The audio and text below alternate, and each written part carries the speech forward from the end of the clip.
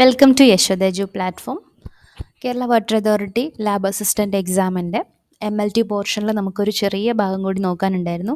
അതായത് module 4 microbiology, parasitology, histotechnology, cytology. Okay, ഇതിലെ cytology പോർഷനാണ് നമുക്ക് നോക്കാനുണ്ടായിരുന്നത്. നോക്കാം. എന്താണ് സൈറ്റോളജി? സെല്ലുകളെ പറ്റിയിട്ടുള്ള പഠനം അല്ലേ, കോശങ്ങളെ കുറിച്ചുള്ള പഠനമാണ് സൈറ്റോളജി. സൈറ്റോപാത്തോളജി എന്ന് പറയുമ്പോൾ എന്തായിരിക്കും? Which refers to diagnostic techniques that are used to examine cells from various body sites to determine the cause or nature of disease. ഒരു ഡിസീസിൻ്റെ രീതി എന്താണ്, ആ ഡിസീസിൻ്റെ ആ ഡിസീസിനെ പറ്റിയൊക്കെ നോക്കാൻ വേണ്ടിയിട്ട്, അല്ലെങ്കിൽ ഡിറ്റർമിൻ ചെയ്യാൻ വേണ്ടിയിട്ട് നമ്മൾ എന്ത് ചെയ്യുന്നു, ആ ഭാഗത്തു നിന്നുള്ള സെല്ലുകളെ പരിശോധിക്കും. അപ്പോൾ ആ ഒരു ഡയഗ്നോസ്റ്റിക് ടെക്നിക്കാണ് സൈറ്റോപാത്തോളജി എന്ന് പറയുന്നത്. ഫാദർ ഓഫ് സൈറ്റോപാത്തോളജി ഡോക്ടർ ജോർജ് പാപ്പനിക്കോളോ ആണ്. പിന്നെ സൈറ്റോപാത്തോളജി എന്തൊക്കെയാണ് അഡ്വാൻറ്റേജസ് എന്ന് പറയുമ്പോൾ, നമ്മൾ ഹിസ്റ്റോപാത്തോളജിനേക്കാളും ഈസി ആയിട്ട് സാമ്പിൾസ് കളക്ട് ചെയ്യാൻ പറ്റും. Samples can be collected easily and quickly prepared. എന്നിട്ട് സ്റ്റെയിൻ ചെയ്യുക, ഇൻ്റർപ്രറ്റ് ചെയ്യുക. മറ്റേ ഹിസ്റ്റോയിൽ നോക്കുമ്പോൾ നമ്മൾ ടിഷ്യൂസിൻ്റെ സെക്ഷൻസ് ഒക്കെ റെഡിയാക്കണം, കുറേ പ്രൊസീജിയർ കഴിഞ്ഞിട്ടാണ് ഫൈനലി നമ്മളതിൻ്റെ എക്സാമിനേഷൻ ചെയ്യാൻ പറ്റുന്നത്. പക്ഷേ സൈറ്റോപാത്തോളജിയിൽ സെല്ലുകൾ നമുക്ക് കിട്ടിക്കഴിഞ്ഞാൽ ഡയറക്റ്റായിട്ട് ഒരു സ്മിയർ പ്രിപ്പയർ ചെയ്ത് സ്റ്റെയിൻ ചെയ്ത് മൈക്രോസ്കോപ്പിലൂടെ നോക്കിയാൽ മാത്രം മതിയാവും. പിന്നെ ഇതെന്താണ്, അത്ര എക്സ്പെൻസീവ് അല്ല, ഇൻഎക്സ്പെൻസീവ് ആണ്, and little or no risk to the patient.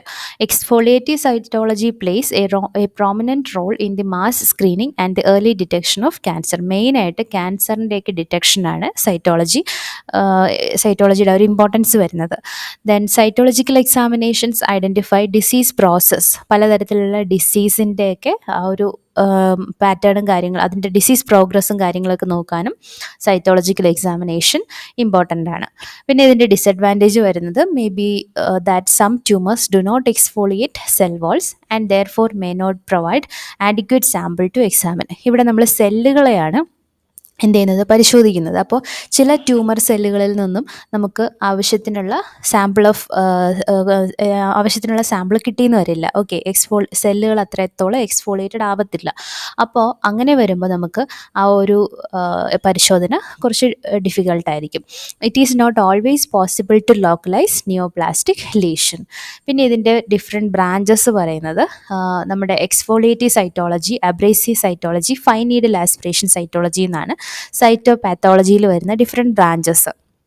ഇപ്പോൾ എക്സ്ഫോളിയേറ്റീവ് സൈറ്റോളജി എന്ന് പറയുമ്പോൾ നമ്മൾ spontaneously shed cells in body fluids. അതായത് ഇപ്പോൾ നമ്മുടെ സർഫസ് സെല്ലുകളില്ലേ, അതായത് എപ്പിത്തീലിയം, മീസോത്തീലിയം ലൈനിങ്സ്, ഇവിടെ നിന്നൊക്കെ എക്സ്ഫോളിയേറ്റഡ് ആവുന്ന, അതായത് ഷെഡ് ഓഫ് ചെയ്യുന്ന, ദാറ്റ് മീൻസ് എന്താണ്, ഡിറ്റാച്ച് ചെയ്ത് പുറത്തോട്ട് വീഴുന്ന സെല്ലുകൾ എങ്ങോട്ടായിരിക്കും, സെക്രീഷൻസിലോട്ട്, ബോഡി ഫ്ലൂയിഡ്സിലോട്ട് ഇവരിങ്ങനെ ഷെഡ് ഓഫ് ചെയ്ത് വീഴും. സോ അതിനെ കളക്ട് ചെയ്തിട്ട് നമുക്ക് എന്ത് ചെയ്യാൻ പറ്റും, സ്മിയർ പ്രിപ്പയർ ചെയ്ത് സ്റ്റെയിൻ ചെയ്ത് മൈക്രോസ്കോപ്പിക്കലി എക്സാമിൻ ചെയ്യാൻ പറ്റും. സോ ആ ഒരു ബ്രാഞ്ചാണ് എക്സ്ഫോളിയേറ്റീവ് സൈറ്റോളജിയിൽ വരുന്നത്. ഇനി രണ്ടാമത്തേത് അബ്രേസീവ് സൈറ്റോളജിയിൽ സെല്ലുകളെ നമുക്ക് ഇങ്ങനെ ബ്രഷ് ചെയ്തിട്ടോ, അല്ലെങ്കിൽ ചെറിയ സ്ക്രേപ്പിങ്സ് ഒക്കെ ചെയ്തിട്ടൊക്കെ, അല്ലെങ്കിൽ സ്വാബ് നമ്മളിങ്ങനെ അതിനിങ്ങനെ ജസ്റ്റ് ഇങ്ങനെ വലിച്ച് എടുത്തിട്ടൊക്കെ നമുക്ക് എന്ത് ചെയ്യാൻ പറ്റും, അതായത് ആ ഒരു സെല്ലിൽ നമ്മൾ ടച്ച് ചെയ്ത് ഈ സെല്ലുകളെ കളക്ട് ചെയ്യുന്നൊരു രീതി, അതാണ് ഈ അബ്രേസീവ് സൈറ്റോളജിയിൽ വരുന്നത്. പിന്നെ വരുന്നത് ഫൈൻ നീഡിൽ ആസ്പിറേഷൻ സൈറ്റോളജി. ഇവിടെ നമ്മൾ എന്താണ് യൂസ് ചെയ്യുന്നത്, ഒരു ലീഷനിൽ അവിടെ നിന്നുള്ള സെല്ലുകൾ നമുക്ക് കളക്ട് ചെയ്യണമെന്നുണ്ടെങ്കിൽ അതിന് വേണ്ടിയിട്ടുള്ള ഒരു നീഡിൽ, ആ നീഡിലാണ് ഫൈൻ നീഡിൽ. ആ ഒരു നീഡിലിനെ യൂസ് ചെയ്ത് നമ്മൾ സെല്ലുകളെ ആസ്പിറേറ്റ് ചെയ്താണ് എടുക്കുന്നത്. ദാറ്റ് മീൻസ് എന്താണ്, പുള്ള് ചെയ്താണ് സെല്ലുകളെ എടുക്കുന്നത്. എന്നിട്ട് സെയിം സ്റ്റെയിനിങ് ചെയ്ത് നോക്കുന്ന രീതിയാണ് ഫൈൻ നീഡിൽ ആസ്പിറേഷൻ സൈറ്റോളജി. മുൻപൊരു MCQയിൽ FNACയുടെ ഫുൾ ഫോം ചോദിച്ചിട്ടുണ്ടായിരുന്നു, ഫൈൻ നീഡിൽ ആസ്പിറേഷൻ സൈറ്റോളജി എന്നുള്ളത്. പിന്നെ നമ്മളിവിടെ നോക്കുന്ന സ്പെസിമെൻസിൻ്റെ ഏതൊക്കെ സ്പെസിമെൻസ്, നമുക്ക് യൂറിൻ, CSF, സ്പ്യൂട്ടം, പിന്നെ പല ബോഡി ക്യാവിറ്റികളിൽ നിന്നൊക്കെ വരുന്ന എഫ്യൂഷൻസ് അല്ലെങ്കിൽ സെക്രീഷൻസ്, പിന്നെ സെർവിക്കൽ സ്മിയർ, ബക്കൽ സ്ക്രേപ്പിങ്സ്, പിന്നെ imprint scraping, endoscopic brushing of mucosal surfaces or washing of mucosal or serosal surfaces, swabs, needle aspirates. So ഇതൊക്കെയാണ് നമ്മൾ ഇവിടെ സൈറ്റോളജിയിൽ യൂസ് ചെയ്യുന്ന സ്പെസിമെൻസ്. പിന്നെ ഇവിടെ യൂസ് ചെയ്യുന്ന സ്മിയറിൻ്റെ പ്രിപ്പറേഷൻ നോക്കുകയാണെങ്കിൽ, fresh specimen is always recommended four cytological examination. ഇവിടെ ഫ്രഷ് സ്പെസിമെനാണ് എപ്പോഴും സൈറ്റോളജിക്കൽ എക്സാമിനേഷനിൽ പ്രിഫർ ചെയ്യുന്നത്. പിന്നെ സ്മിയർ പ്രിപ്പയർ ചെയ്യുമ്പോൾ സ്മിയർ പ്രിപ്പയർ ചെയ്തിട്ട് ഉടനെ തന്നെ അതിനെ ഫിക്സേറ്റീവ്സ് യൂസ് ചെയ്ത് ഫിക്സ് ചെയ്യുക. പിന്നെ ഫ്ലൂയിഡ് ആയിട്ടുള്ള സ്പെസിമെൻസ് ആണെങ്കിൽ അതിനെ സെൻട്രിഫ്യൂജ് ചെയ്യുമ്പോൾ സെൻട്രിഫ്യൂജ് ചെയ്തതിന് ശേഷം അതിൻ്റെ ഡെപ്പോസിറ്റ് ആയിരിക്കും എടുത്ത് നമ്മൾ സ്മിയർ പ്രിപ്പയർ ചെയ്യുന്നത്. പിന്നെ ഇവിടെ യൂസ് ചെയ്യുന്ന ഫിക്സേറ്റീവ്സ് ക്ലാസിക് സൈറ്റോളജിക്കൽ ഫിക്സേറ്റീവ് എന്നറിയപ്പെടുന്നത് ഈഥൈൽ ആൽക്കഹോൾ മിക്സ്ചറാണ്.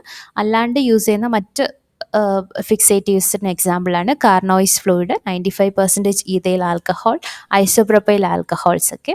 പിന്നെ ഇവിടെ യൂസ് ചെയ്യുന്ന staining technique Papanicolaou staining, Pap staining ആണ് യൂസ് ചെയ്യുന്നത്. പിന്നെ ഹോർമോണൽ സ്റ്റാറ്റസും പിന്നെ ബാർബോഡിയുടെയൊക്കെ ഡെമോൺസ്ട്രേഷന് വേണ്ടിയിട്ട് ഷോർ സ്റ്റെയിനിങ്ങും ചെയ്യാൻ പറ്റും. അപ്പോൾ the most commonly employed cytological staining technique is Papanicolaou staining. Pap staining ആണ് ഏറ്റവും കോമൺ ആയിട്ട് യൂസ് ചെയ്യുന്നത്.